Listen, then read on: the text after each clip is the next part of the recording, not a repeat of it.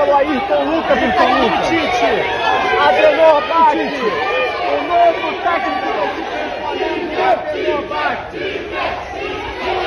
Tite, acima da torcida, ovacionado pela torcida.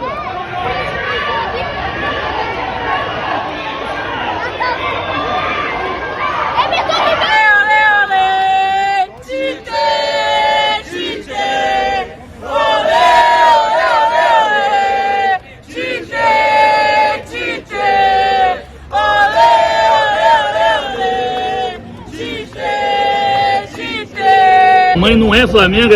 Não é. E teu pai também não é? Não é. Mas eles vão me dar.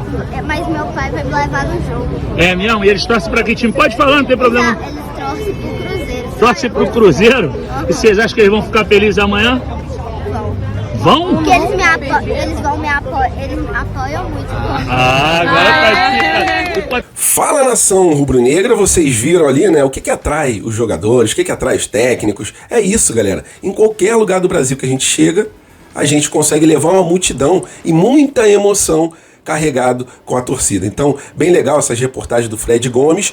E falando sobre a partida de hoje, vou vislumbrar para vocês o time que vai entrar em campo. E o Tite está babando, querendo a melhor posição nesse Campeonato Brasileiro. Marcos Braz prova cabal que ele mentiu. O Ministério Público entrou com uma ação contra ele depois de comprovar que ele agrediu o torcedor sem o torcedor ter ameaçado, ok?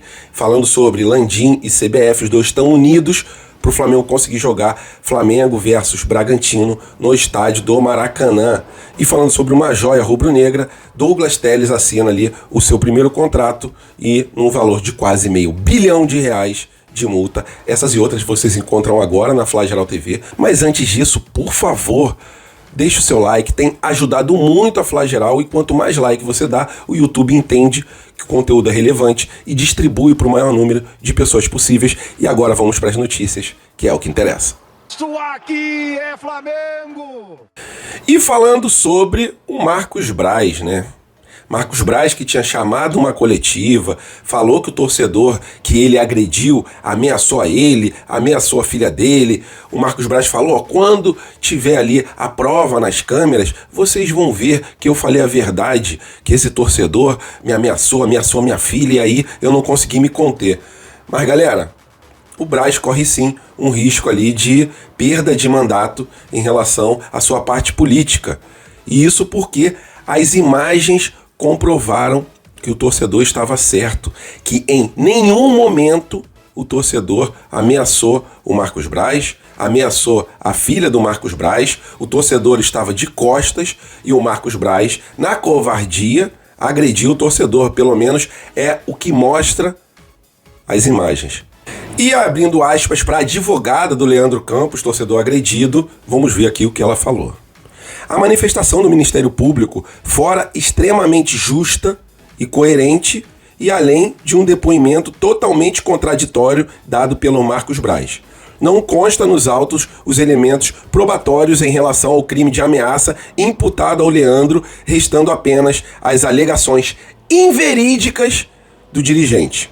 O que confirma que não houve nenhum tipo de ameaça e o Marcos Braz resolveu criar tal calúnia para justificar sua conduta agressiva, pois o parquet confirma que nas imagens de segurança fica claro que o Marcos Braz foi autor das agressões.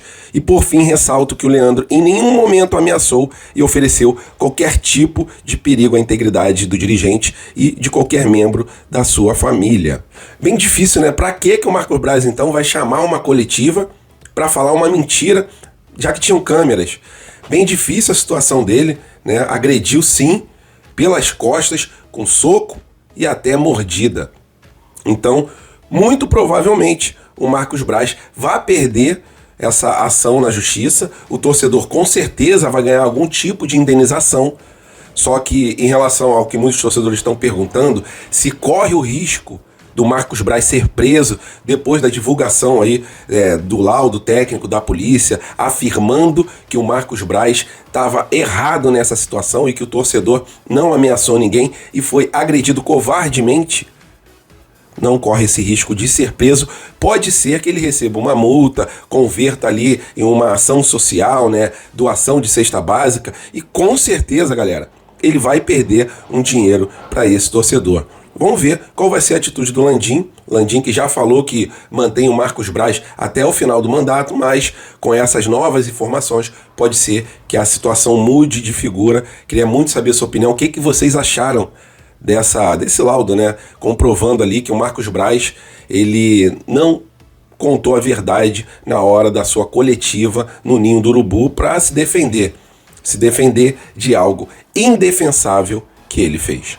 É isso. O Ministério Público entrou com uma ação contra o Marcos Braz.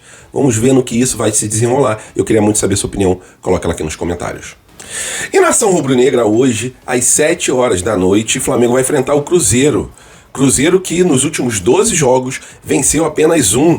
Então uma boa oportunidade para a gente poder continuar com essa tradição do Cruzeiro nesse campeonato, né? De perder, tomara que tudo dê certo hoje à noite, na estreia do Tite. Tite que conversou ao pé do ouvido com cada jogador para tentar extrair o melhor deles nessa estreia.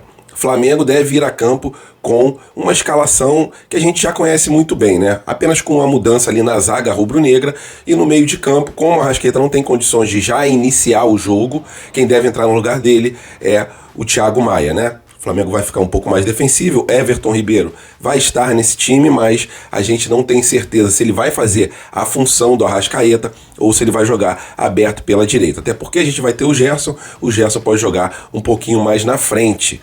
Flamengo está na 6ª colocação com 44 pontos. Ainda vai jogar Palmeiras e Bragantino, mas caso esses dois times tenham um revés, Flamengo vencendo a partida, assume a vice-liderança do Campeonato Brasileiro. Já no lado do Cruzeiro, eles estão numa situação periclitante. 31 pontos, apenas um ponto da zona de rebaixamento e na 14ª colocação. Conforme eu falei, nos últimos 12 jogos, apenas uma vitória. Então, vamos lá, né? Vamos aproveitar essa oportunidade. Jogar contra o Cruzeiro lá nunca é fácil, mas temos capacidade de sair com a vitória. Flamengo deve ir a campo com Rossi no gol. Lateral direito Wesley, esquerdo Ayrton Lucas. Na zaga do Flamengo, Davi Luiz ao lado do Fabrício Bruno. Na parte de volante, Pulgar junto com Thiago Maia, Gerson aí mais na frente, Everton Ribeiro, Bruno Henrique e Pedro. Pedro vai ser o selecionado para poder começar como centroavante. Para mim, esse jogo vai ser 2-1, meu palpite para esse jogo, 2-1 para o time do Flamengo. E o Flamengo vai pegar um time que com certeza não vai vir para o ataque a toda. Vai esperar o Flamengo atacar para poder fazer ali os contra-ataques, né? Em algum momento do jogo, sim, eles podem pressionar a saída de bola, mas normalmente os times se fecham contra o Flamengo, ainda mais com o poderio bélico que o Flamengo tem em relação aos jogadores. Queria saber seu palpite, coloca aqui embaixo do vídeo, é aquela velha história, né? Se a zaga estiver fechadinha, vamos chutar de fora da área, vamos fazer cruzamentos, né? Não tentar sempre chegar na cara do gol, porque quando está muito congestionada a área, a solução ou é chutar de fora da área ou é fazer cruzamento. É isso, galera. Queria saber a sua opinião. Coloca aqui embaixo do vídeo sobre esse jogo, sobre a estreia do Tite, né? O Tite está babando, ainda visando algo surreal no Campeonato Brasileiro, mas vai ser muito, muito difícil algum time tirar esse título do Botafogo, já que o Botafogo mandou embora o Laje e voltou a vencer. Então, a gordura que o Botafogo tem, ele está conseguindo manter. É isso, vamos lutar pelo maior posicionamento possível nesse campeonato e pra cima deles, Adenor. E nação, falando agora sobre aquela guerra velada do Landim contra a Conmebol por causa da partida Flamengo versus Bragantino. Flamengo tinha até tentado, junto à CBF, mudar essa data de jogo para não complicar a partida do Fluminense na final da Libertadores. Só que a CBF afirmou que não poderia mudar a data porque os times paulistas iriam jogar 3 jogos seguidos fora de casa. E o Landim falou com o presidente da CBF, então eu posso jogar 3 jogos fora de casa? Porque se o Flamengo jogar em outra região, sem ser no Rio de Janeiro, contra o Bragantino, vai jogar 3 partidas fora. Então aquela velha situação, né? Com os outros times, não pode, mas com o Flamengo pode, né? Conforme foi, se eu não me engano, em 2020, que o Flamengo jogou 2 partidas no intervalo de 48 horas. Aí depois disso a CBF falou, não, é desumano, não vamos mais fazer. Mas com o Flamengo serve, né? Bem complicado, só que dessa vez a CBF apoia o Flamengo. Falou, não, realmente não tem como vocês jogarem em outro lugar, tem que jogar no Maracanã. Então a CBF está tentando, junto à Conmebol, o Flamengo, né, pelo nome do Landim, e a CBF, pelo nome do seu presidente, está está conversando intensamente com a Conmebol para tentar demovê-los da ideia do Flamengo não jogar a partida contra o Bragantino no estádio Mário Filho. O Flamengo precisa jogar lá porque não tem outra alternativa. O calendário do futebol brasileiro é muito apertado e essa partida não tem como ser mudada a data. Então é isso, CBF e Flamengo unidos por uma justiça, que é o Flamengo poder jogar no seu território. Queria saber a sua opinião, coloca nos comentários. Bem difícil isso, né? Porque o Flamengo que tem essa licitação temporária e o Flamengo jogar fora do Maracanã contra o Bragantino, segundo a diretoria do Flamengo, é muito prejudicial e a CBF entende o mesmo. E para fechar o vídeo com chave de ouro, uma joia do Flamengo assinou seu primeiro contrato e um contrato com valor bem alto de multa.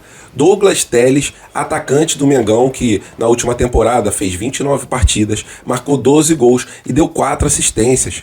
E esse atacante tem rara habilidade, né? Consegue driblar com facilidade, deixar os companheiros na cara do gol e provavelmente em breve, já que ele é sub-17, ele pode estar pintando, tendo alguma oportunidade no time profissional.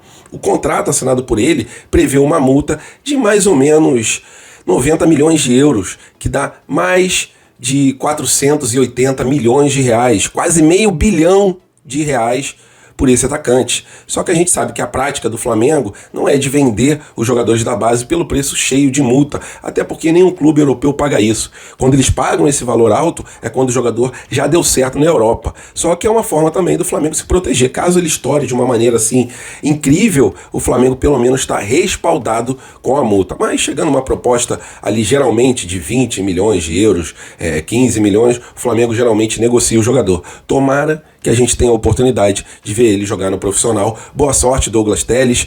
Pra cima deles, a base nunca nos decepciona. Ah, mas o Flamengo perdeu o Campeonato Brasileiro Sub-17. Galera, mesmo quando a base perde, ela se entrega, ela deixa a alma dentro de campo. Então, é por isso que eu digo e por isso que meu pai falava, a base nunca nos decepciona. E se vocês gostaram do vídeo, lembre, deixe seu like, porque ajuda muito a Fla Geral a ficar de pé. Até a próxima, fiquem com Deus, bom jogo e fui!